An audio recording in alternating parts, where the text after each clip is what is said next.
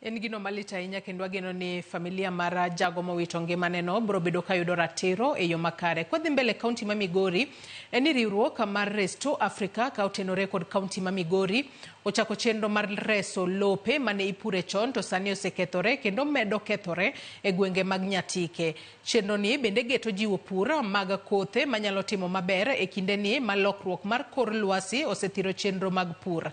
Jafwambo marwa George Juma nigi ler mathoth. Lope mathoth machon ne golo chiwo maber gwego mag Nyatike sani koro kethore kendo jwang'gi kod oganda.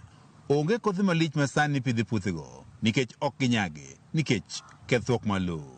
Kata kamano e bwo chenro mar reso lopegi ma itimo kod riwruogno mong'ere kaka Restore Africa ka otende kod piny owacho mar kaunti ma Migori, geno duogo ne jopur mane osejong'o lopegi ni onge kod nyalo moro amora mar golo chiemo.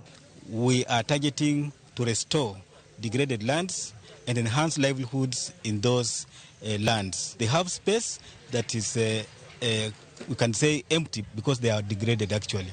So we want to restore these landscapes to ensure that they are back to their productive self that they used to enjoy many years ago. Koro kwayo ma wan godo maduong' manyalo koyo county government koriwore gi jo Restore Africa gikonywa gi tanks, generators, pipes mondo wanyalo goyo godo pi kuonde ma pi onge. Bedo ni waywago challenges mag floods to mano kare nyalo nyiso ni kwa pidho yiende machalo kaka grafted mango, popo kaachiel gi waneno ka nyaka avocado nika mago gik manyalo keto lowo bedo moridore.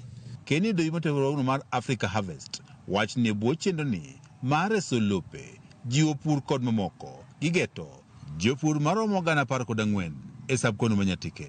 So we are providing trainings on how to produce trees, to plant and nurture trees to maturity.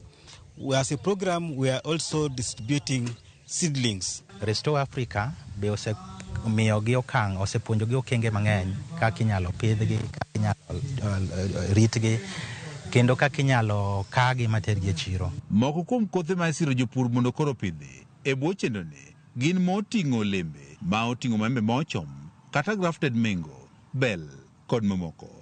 Martin Okelo Duro en achiel kuom jopur ma osirwako chenro ni ka opidho olembe mopogore opogore to ahinya mano mar maembe, apoyo kod mamoko.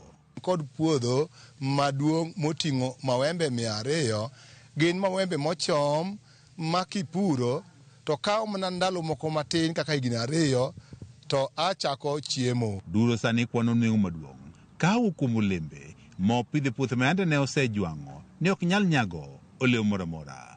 Adieri nitie ni pur mar olembe kaka apoyo gi mawembe oingo pur mar cham mamoko gi mabor. Chaka puro apoyo tilo 200 gi napidho higa 2020 bang' higni 4 kende apoyo gi nonyak kendo apoyo ni notimo maber ma yuto mar apoyo juma ka juma na akayo apoyo diriyo.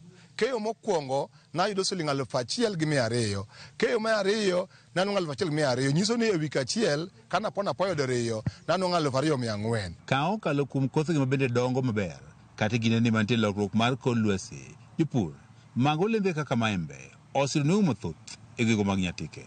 Wayudo ka Nyatike kata iwacho ni en kumotuo to kare wanyalo loko ngima joma ng'eny e Nyatike. George Juma, Ramogi TV, Migori.